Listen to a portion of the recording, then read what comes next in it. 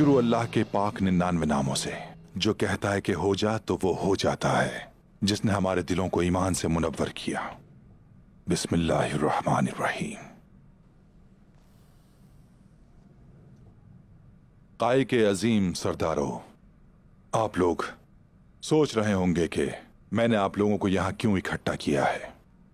हम सब जानते हैं दुंदार साहब, कुलूजा हसार के काफिरों की चालों और मजालिम को अच्छी तरह जानते हैं हम।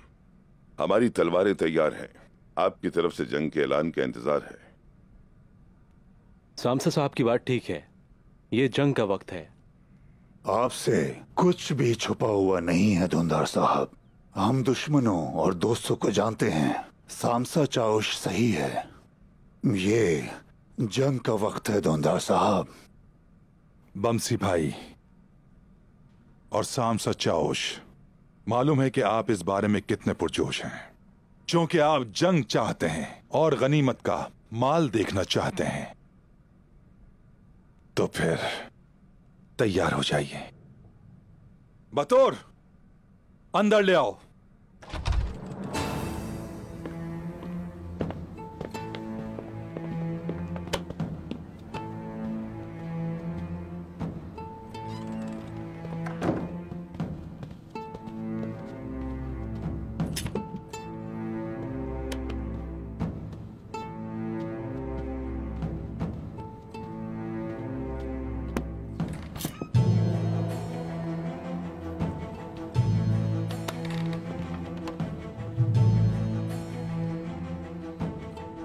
ये सब क्या है दुंदार साहब? ये माल गनीमत है जो बतूर ने बड़ी बहादुरी के साथ काफिरों से छीना है।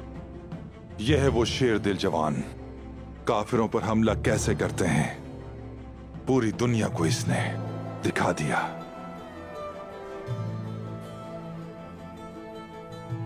जिस तरह इसने उस्मान को बचाया था, एक बार फिर इसने अपनी बहादुरी का लोहा मनवा लिया। जैसा कि आपने कहा, उस्मान साहब यहां क्यों नहीं हैं? क्या उन्हें इस जिरगे में नहीं बुलाया गया? उस्मान कबीले में नहीं है दबीर जी साहब, वो कहीं मसरूफ है। गुंदोज साहब पूरी तरह से बयान नहीं कर सके। उस्मान साहब के दूसरे काम ज्यादा अहम हैं, जैसा कि सलजान खातून अदाबाली की बेटी का हाथ मांगने गई थी, लेकिन शेख अदाबाली ने इनकार कर दिया।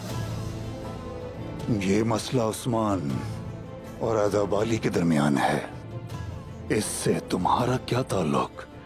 आप इस तरह क्यों बात कर रहे हैं बामसी साहब? उस्मान मेरे ताया का बेटा है, भाई है मेरा, खून का ताल्लुक है उससे। उस्मान ने उन लोगों का बहुत पीछा कर लिया है,